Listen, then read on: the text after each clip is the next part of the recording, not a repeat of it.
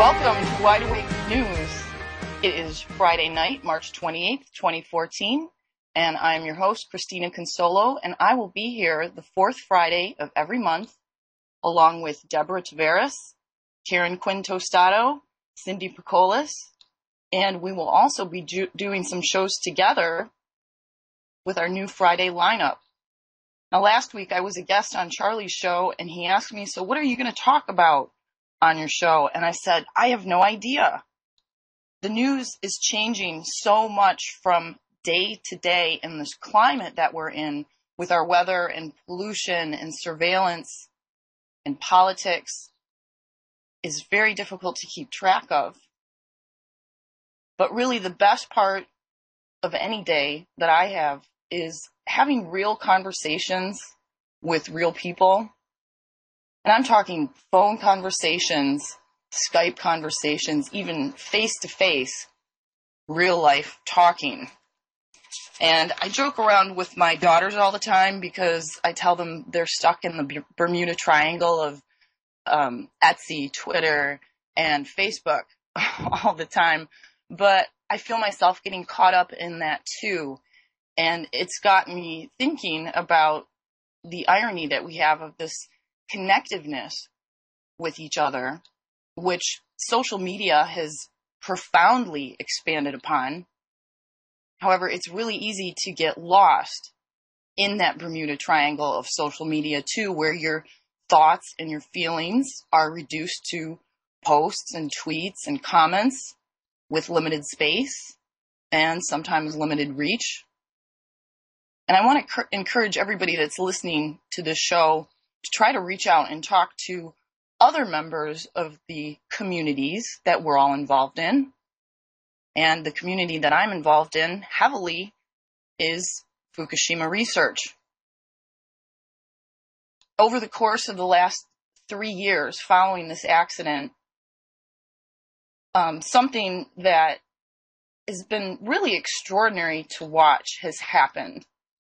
And I've talked about this in private conversations that I've had with other people, and I guess this really happens anytime you have a very complex situation going on, and I can kind of relate to it because of my past career, and some of you know that previously that I worked in ophthalmology, and before I had gotten into that career, I thought that an eye doctor was just an eye doctor, and I didn't really understand what a complex organ the eye was and how many different branches or specialties there were until I started working in that field. We have, the optometrists that do the refractions and check people for glasses. We have the MDs, the medical doctors, who look kind of at everything in a very general perspective. But then we have the doctors that specialize in the really heavy stuff, like the MDs with additional training, usually years of additional training and fellowships, doing oculoplastics, which is an eye doctor that just specializes in eyelids, tear ducts, eye muscles, pediatric ophthalmologists, corneal specialists that just look at the tiny little window on the front of the eye, glaucoma specialists that deal with just eye pressure, glaucoma, vitreoretinal specialists, which are kind of the rock stars of ophthalmology. They deal with retinal detachments and, gunshot wounds to the eye and tumors and macular degeneration, clinical research. And then we have neural ophthalmologists that deal with the optic nerve and the visual pathways and everything that has to do with the brain. But anyway, getting back to Fukushima.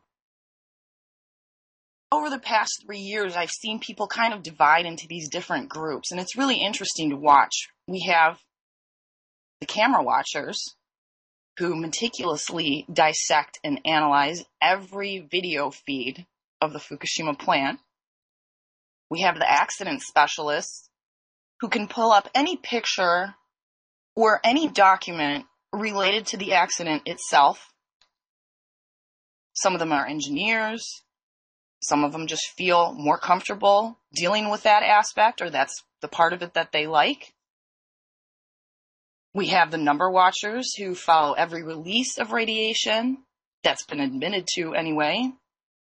We have the species watchers who report on signals of illness, sickness, death, and sometimes just really unusual behavior in animals that might be affected.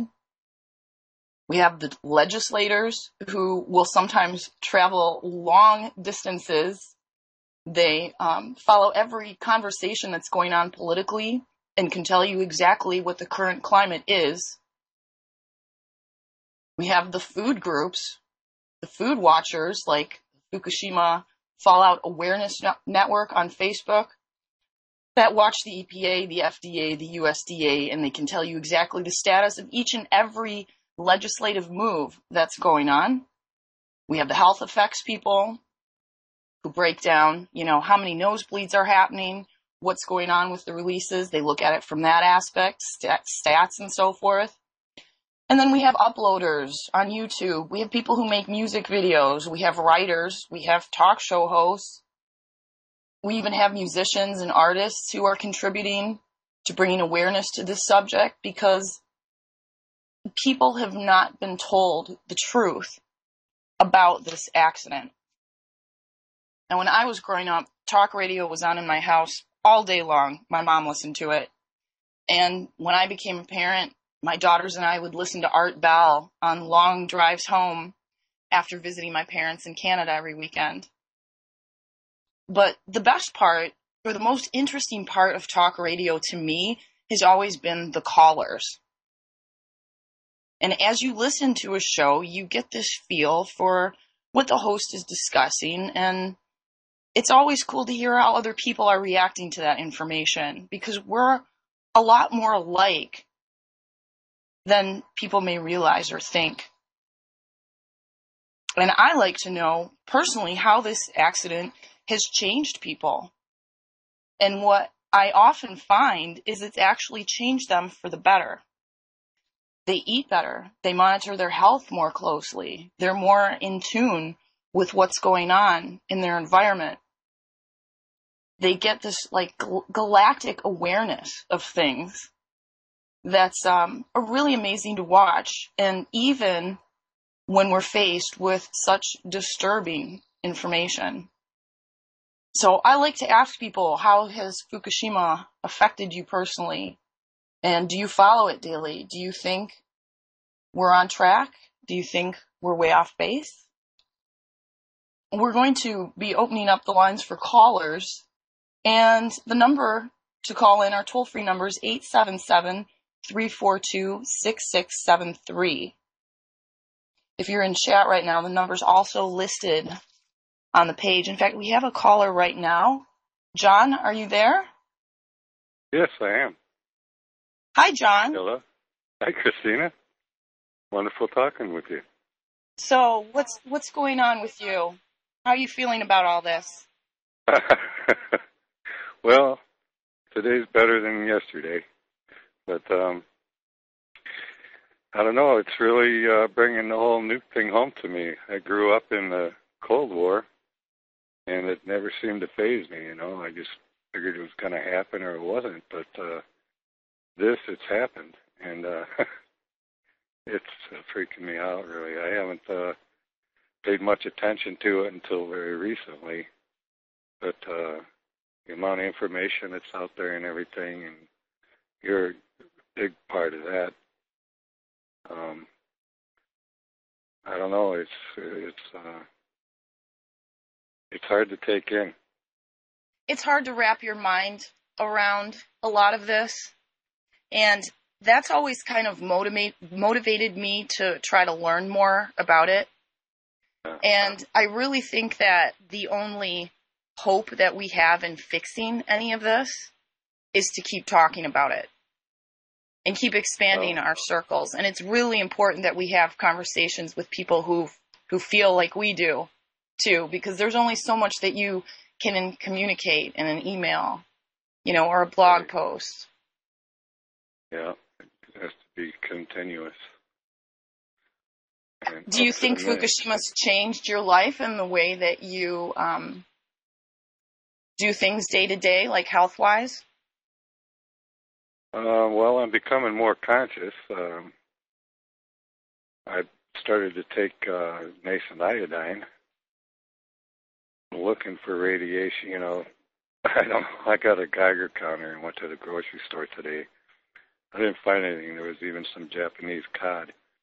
But I started to eat like natural sugar and, trying to get away from, I was big on ginger ale and stuff. And, I just stopped taking that. But I had to get educated, to tell you the truth. There's so much, so much information, especially about food, and then there's a question of where do I get it, even, if I know what to eat. But I got to find out a lot, actually. But I guess the bottom line is I haven't done it hasn't changed my behavior very much at all. It's still affecting my thinking. What part of the country are you in? I'm in near Cleveland, Ohio, Avon Lake. And how are you feeling? I mean, have you had any health changes in the last 3 years that could be attributed to something you may have been exposed to? Nothing noticeable. I'm in pretty good health. Well, that's good because, I get people that contact me all the time, too, especially on the West Coast, Pacific Northwest. Yeah. And, they're like, should I move? Like, I'm just finding out about this and, I'm worried about my family. And, there's really no easy answer, but my first question always is, how are you feeling? Because that's a big indicator of how important it might be for you to think about moving. And if you had something that happened to you or your children within the last couple of years that, they're having trouble finding a cause for, that might be immune system related, maybe time to think about moving to a drier climate. And then, of course, we always have that added bonus that if and when something else goes bad over at that site, what are we going to do then? Yeah. So it's definitely something that, is why I keep track of it day to day, too, just because I'd rather know about it. And I feel like that's the only way I'm going to get answers is to find them for myself. Yeah, well, that's true. You got to do your own thinking and get your own information. And it's just a good thing there's so many people out there actually helping get it out. There is. The information is a lot easier to find than it was a few years ago, but at the same time, it's also difficult now to get good information from people in Japan because of their secrecy law. Oh, and I don't know how we're really going to get around that. We do have the cameras to see what's going on at the plant. There's even a camera that focuses on the road that goes into the plant. It's called the Tomokai. It's Tomoika. And every once in a while, if I think something might be going on there, I'll check that camera because you can see like how many ambulances are going in and out of the plant, which there's a lot just on a regular day. But, we do have some of these things that are available. And then we have this whole community of other people that care about this a lot, too. And we can all kind of like draw some strength from each other. Yeah.